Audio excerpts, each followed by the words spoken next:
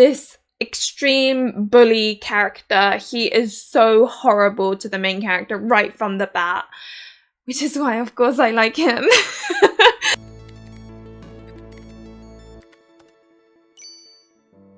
Hello everyone!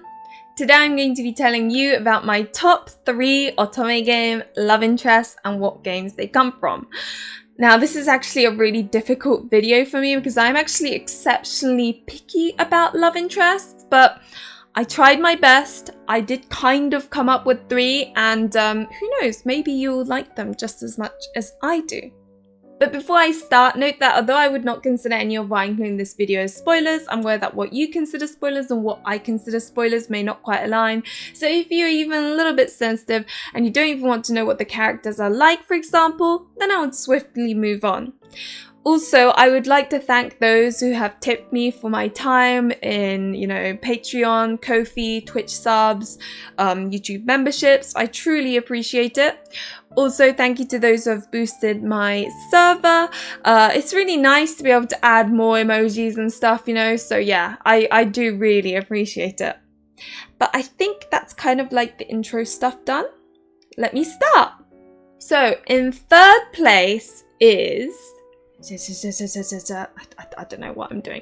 But in 3rd place is Helvetica from Bustafellows. Now this may come as a little bit of a surprise because he's probably one of the least loved characters in Bustafellows. But Helvetica is this kind of smooth, good with women kind of character. The moment he meets the main character Tota, he grades her out of 100 what he thinks her level of attractiveness is, which by the way he does to basically every woman from what I can tell.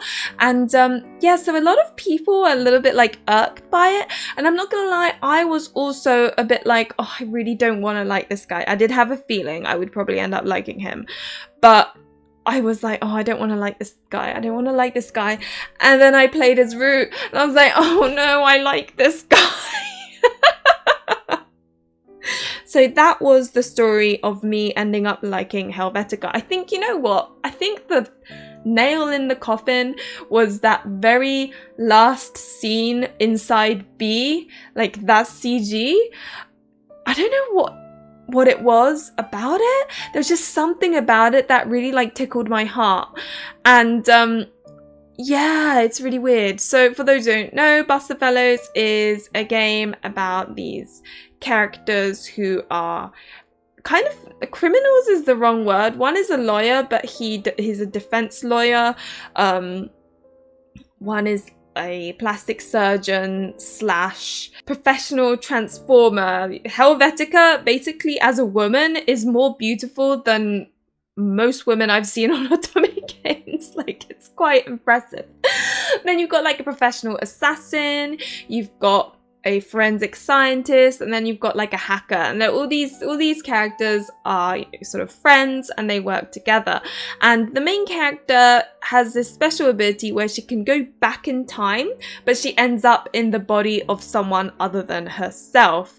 And at the right at the beginning, so this isn't a spoiler, I would say, she witnesses the male lead get shot, and that's when she goes back in time, helps that situation, and that's where the story rolls from. But it is very much like an action-packed kind of Otome game, kind of masculine, to be honest. I read it as if it were a visual novel more than an Otome game because the amount of romance is like so small. I think the romance is focused on the side B, but it feels like just a little bit tagged on to the end as opposed to it being the main focus, if that makes sense. So I always say with this game, you could replace the main character with a male, and because none of these characters are, I don't think any of them are gay, but my point is you could replace it and turn everything into a platonic thing, and they would be literally, I would feel no different than having Tota as the main character. I don't know if that makes sense. But yeah, so that's Helvetica from Bustafellows. Character number 2. This is actually from an indie Otome game. It is Gabe from Craze. Gabe is actually the ex of the main character's best friend, which is a little bit like risky, but so College Craze is actually an R18 Otome game done by the indie developer Pretty, and she's still in the process of making this game, so it's not like fully complete, but it's actually one of my absolute favorite Otome games. And Gabe is this kind of like edgy emo guy with a beanie, with piercings and tattoos, and him and the main character's bestie seem to have had a very toxic relationship, and to be honest, he's a bit toxic. That's probably why I like him. And the slow burn in his like route, if you can call it that, was quite something, I'm not gonna lie. And I don't know, I just really like the way he is. He's got this like arrogance about him, and yeah, he's pretty cool. Now finally, first place is Meguru-sama from Suran Digit. Now, Meguru-sama is this extreme bully character. He is so horrible to the main character right from the bat, which is why, of course, I like him. But like, we're talking properly bullying and like proper bully. And yeah, so he's like a serious red flag. He's really horrible. Again, another character where I was playing these other routes and I was like, please don't end up liking him. Please don't end up liking him.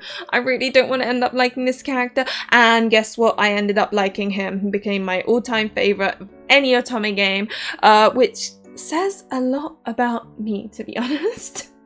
But as I always say, Otome type and in real type are completely different for me, so it's all good. Now, Suran Digit is actually a high school Otome game where the main character ends up going to this high school where there are like these elite people, but it's set in a world where there were, I think, how many families?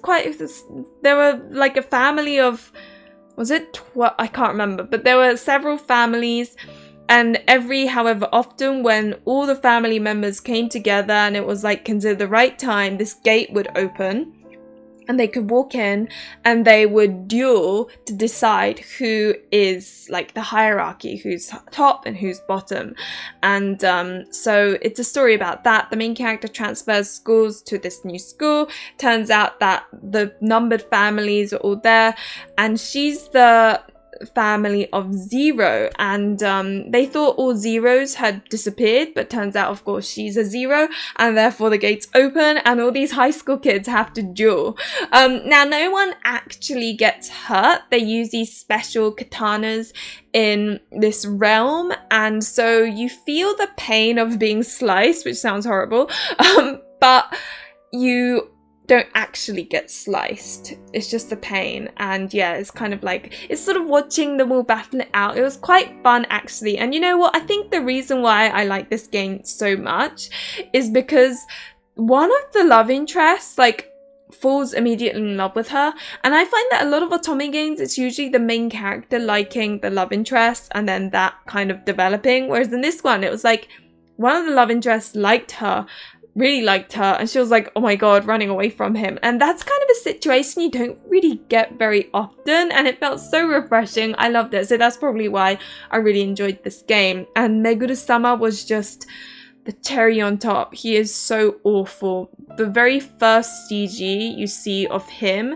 and the main character is so degrading, but obviously he's got like a backstory, and oh boy, no one has beat him yet. I am waiting for the day a love interest from an Otome game will beat this guy, but it's not likely anytime soon. Every Otome game character, there's always like a favorite every Otome, you know, but none of them are ever like, they just don't seem to manage to get that first place. And I am kind of waiting for it to happen, because there is nothing more fun than coming across a love interest that you really enjoy, you know? So, but yeah, those are my top 3. Now, honourable mentions, obviously, the ones that kind of stick in my mind. It's actually Red from Taisho Arisu. I think I have a soft spot for like the secret pervert type love interest, because the thing with Red is he's got this like facade of being cool at the beginning, and then you discover that he's a complete pervert. And I just everything he says and does is so funny. His blushy face is to die for, and yeah, whenever someone says favorite character, he does kind of pop up sometimes in my mind, so he's definitely up there. Another is Akabara-sama from Zettai Kaikyu Gakuen. Zettai Kaikyu Gakuen is a high school otome game about this school in which the hierarchy system is really messed up. Like, you're either up here as a flower or down here as a pebble, and then there's the in-between bumblebees. And if you're higher up as a rose, all the bumblebees are like basically kissing your ass. But if you're a rock, everyone is bullying you. And it's just like this really messed up hierarchy, and some of the endings are really messed up as well. Akabara-sama is like the top of the entire hierarchy, and he's called the Red Rose, which is what Akabara stands for. And yeah, he's an Ore-sama himbo, which is like my absolute favorite trope, but we never get it, so it's really sad.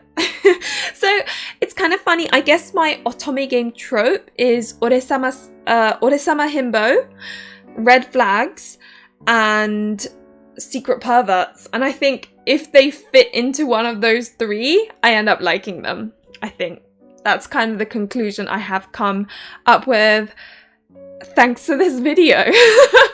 But anyway, thank you very much for watching me fangirl about these love interests until the very end.